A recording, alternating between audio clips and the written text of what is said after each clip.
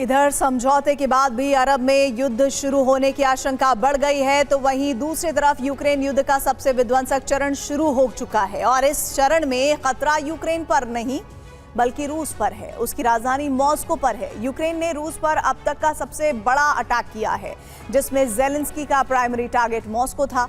इस हमले से मॉस्को में भीषण तबाही मची है, जिसके बाद क्रेमलिन में हाई अलर्ट है। पुतिन और उनके वॉर कमांडर्स की टेंशन इसलिए बढ़ी हुई है क्योंकि यूक्रेनी ड्रोन्स को रोकने में उनके डिफेंस सिस्टम पूरी तरह से फेल हो गए। 18 जून को यूक्रेन ने रूस पर कुल 992 ड्रोन दागे। इसके अलावा 9 क्रूज मिसाइलें और 20 गाइडेड बम से हमले की। इसमें यूक्रेन का प्राइमरी टारगेट मॉस्को था। सिर्फ मॉस्को पर करीब 200 ड्रोन से हमले किए गए।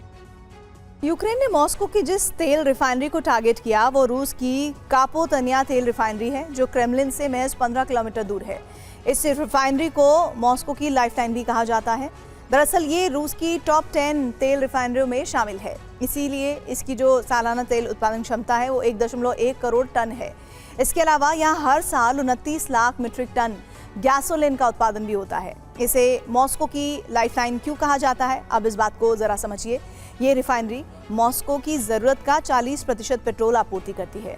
इसके अलावा मॉस्को की ज़रूरत का 50% डीजल भी इसी रिफाइनरी से जाता है। रिफाइनरी में नुकसान का मतलब है इस सप्लाई का कट जाना, जिससे मॉस्को में तेल की किल्लत हो सकती है।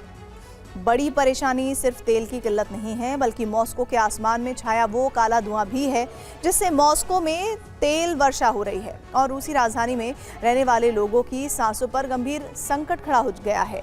दरअसल मॉस्को की हवा में बेहद जहरीले तत्व शामिल हो गए हैं, जिससे सांस की बीमारियों का खतरा कई गुना बढ़ गया है। त्वचा और आंखों के इन्फेक्शन का डर भी है।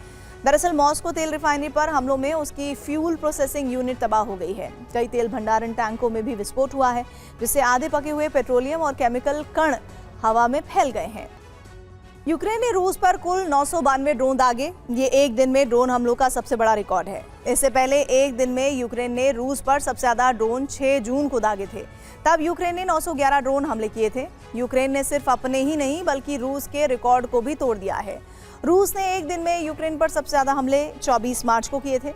रूस ने यूक्रेन पर तब 948 ड्रोन दागे थे। बीते 3 महीने से यूक्रेन की आक्रामकता बढ़ती जा रही है। वो रूस की तुलना में ज्यादा ड्रोन हमले कर रहा है।